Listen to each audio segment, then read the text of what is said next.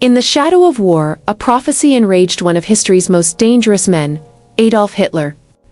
The price for silence? Reichsmarks. The man who dared to defy him? Wolf Messing, a psychic whose mind could control the thoughts of others. But how did he escape the grasp of the ruthless Nazi regime? And why did Hitler fear him so much? Before World War II, Wolf Messing enjoyed great fame in Germany, and Nazi Germany sought to recruit him. Similar abilities, different fates. Before World War II, Germany had another psychic who was as famous as Messing, Erik Jan Hanussen. As early as 1928, Hanussen called himself the Wizard of the Ages.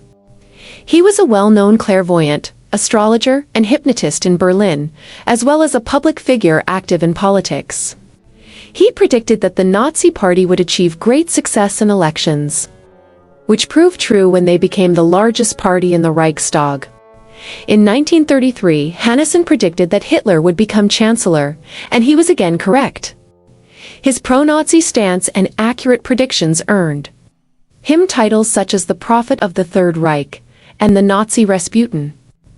According to Otto Strasser, a Nazi dissident in the early 1920s, Hitler regularly learned public speaking and mass psychology from a man named Hanussen, who was also a practicing astrologer and fortune teller. This claim was confirmed by American journalist Quincy Howe, who mentioned in World Diary that Hitler frequently consulted Hanussen, whom he referred to as the clairvoyant, in 1930. However, Hanussen's methods of amassing wealth were highly controversial. He secretly hosted private seances, attracting numerous political and business elites, aristocrats, and movie stars, and recorded the proceedings. Many of these individuals feared that their scandals would be exposed and agreed to provide him with financial support. Hanussen was cunning and unscrupulous in achieving his goals, accumulating vast wealth through blackmail and manipulation. He was also a hedonistic and depraved gambler, indulging in black magic. His moral corruption tarnished his reputation. Ultimately, his unscrupulous ways earned him many enemies. And on April 7, 1933, he was assassinated. His psychic abilities did not save him from a tragic end. Messing, who knew Hanussen personally, had foreseen his demise. He believed that psychics without a strong moral foundation might gain temporary wealth and fame, but could ultimately face disaster. Messing stated, "None of my abilities should be used for material gain. Those who possess such abilities and are honest will not exploit them for profit, deceit, or crime. If they do, they will never truly succeed. The outcome will be punishment and retribution. It is inevitable. So there is nothing to envy." Hanussen's fate seemed to validate Messing's belief, predicting the collapse of Nazi Germany. In 1934, Polish Marshal Józef Pilsudski, knowing that his life was nearing its end, worried about Poland's future. By then, Messing had already foreseen German tanks crossing the Polish border, Junkers aircraft bombing Warsaw, and the name of Pilsudski's hometown disappearing. He saw Hitler occupying Poland and turning it into the general government. Pilsudski had fought to restore Poland and rebuild the nation, and revealing the truth of the impending war to a dying man would have been too cruel. Thus, Messing simply said, "I don't know."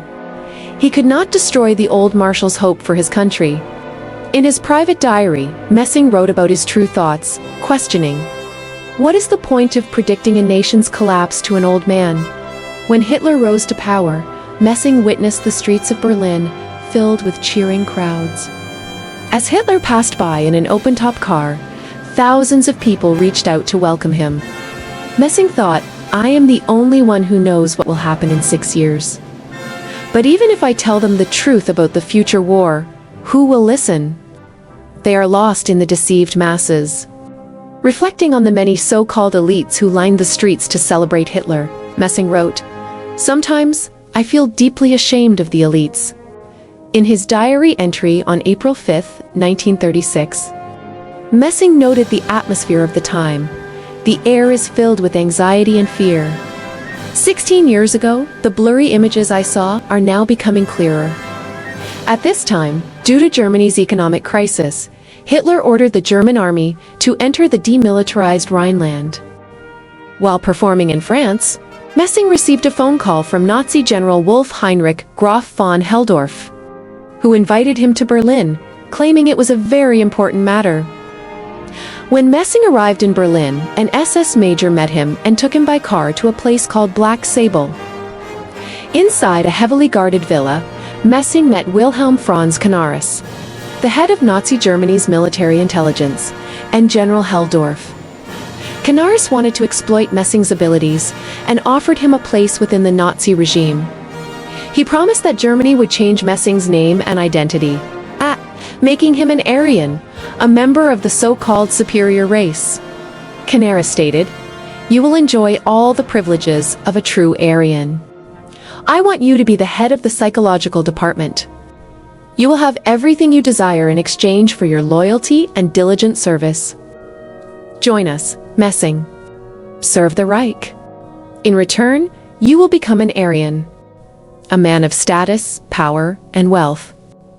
The offer was tempting, but Messing knew better. He had already foreseen the destruction of the Nazi Empire, and his prophecy was about to seal his fate. Messing was extremely nervous, and even felt momentarily dizzy. Summoning his courage, he refused and made a bold prophecy. In less than 10 years, the Third Reich will be completely and utterly destroyed. Its downfall will come from the East. Gentlemen, when that time comes, you too will become enemies of your Führer. But you will be powerless against him. Both of you will be hanged by Adolf Hitler. Upon hearing Messing's prophecy, the two officials shook their heads and laughed. At the time, Germany was a powerful nation, and the Nazis were at the height of their influence. They found Messing's prediction absurd. Listening to their cold, mocking laughter, Messing felt terrified. At that moment, he realized his life was in grave danger. To escape, he concentrated his energy and sent out a strong mental command, convincing them that he posed no threat.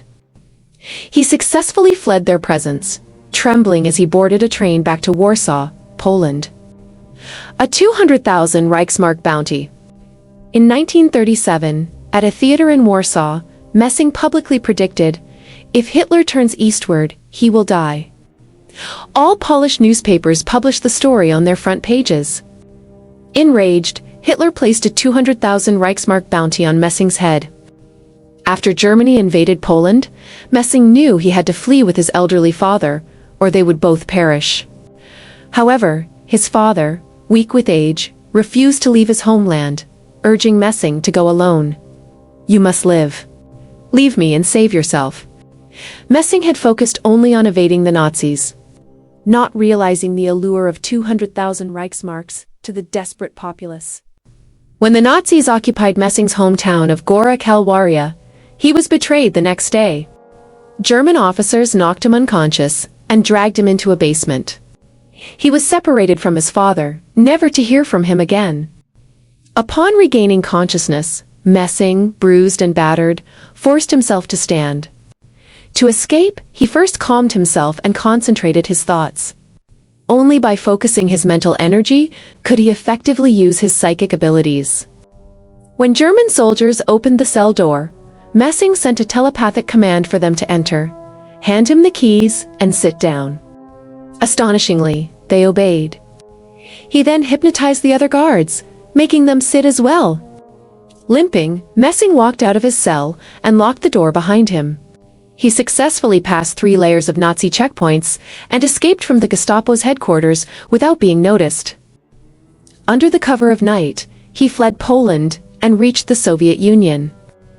In 1944, the 2 Nazi generals who had once interrogated Messing, Canaris and Helldorf, were executed for their involvement in a failed coup against Hitler. In 1945, just as Messing had predicted, Nazi Germany completely collapsed in under 10 years. Subscribe and hit the notification bell so you don't miss what's coming next. Share it, because some stories are meant to be discovered together. And stay curious. I'll see you in the next chapter.